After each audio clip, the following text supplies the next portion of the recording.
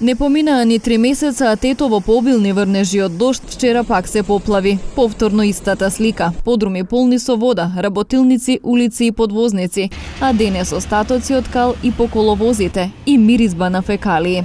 Душко Илиевски, собственик на автоелектричарска работилница, вели дека утрово повторно чистеле. Поголеми штети претрпеле и семејствата Адеми и Мурати, кои во подрумските простории на семејната куќа имаат машини. Едва и се опоравиле од предходната, па сега мора да се справуваат со штети од новата поплава. Чистивме канал, беше пун со вода, дуќано беше пун со вода, напекурно се очистивме све, па да личи малку на нешто, иначе е голем проблем со ова. Све што има ствари се расипани, да се подводат, ти више мора да ги фалиме какви такви. Ова не можам да ти објасним. Ова машина кошта 500-600 евра само една. Ова, знаеш како беше овде вчера, па има лишан, гледај. Водата свега покрива. И струја не може да палиш ни ништа. Сака година влага овде, не е од сега. Е од 75-та овдека, па влага. И овде е дупка. Се улиците собира овдека, канализација на работа.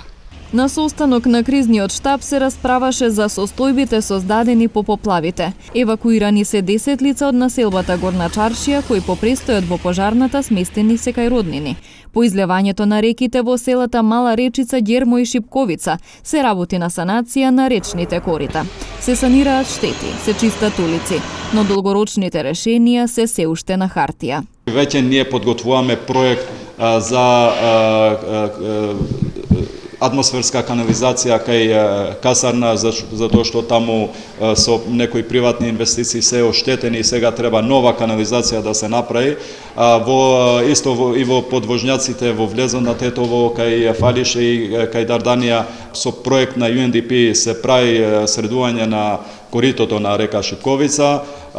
Исто така имаме проект за регулирање на коритото на реката во Мала Речица и во Порој. За жал, со години не е инвестирано ништо и затоа треба повеќе време и повеќе средства. Касами повторно бара помош од владата, откако за претходните поплави биле одбиени.